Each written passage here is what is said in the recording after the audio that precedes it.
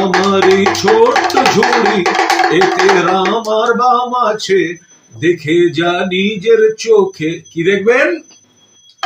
Comrade Selim কেমন নাচে। আমি যত বলছি সিপিএম এর এসব আচরণ হচ্ছে একেবারে রাজনৈতিক দেউলিয়াপনার ভিক্ষাপাত্র হাতে বাড়ি বাড়ি ঘোরা।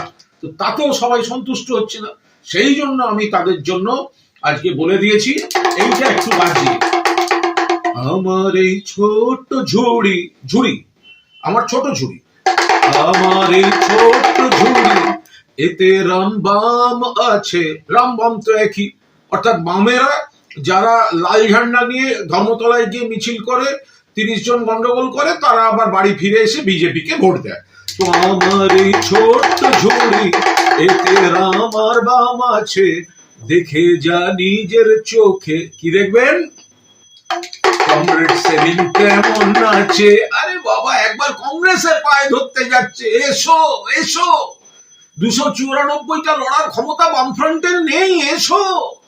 আবার কখনো চলে যাচ্ছে হুমায়ুন কবিরের কাছে। আমার এই ছোট্ট ঝুড়ি এতে রাম আর বাম আছে, দেখে যা নিজের চোখে। সেলিম দা কেমন নাচে।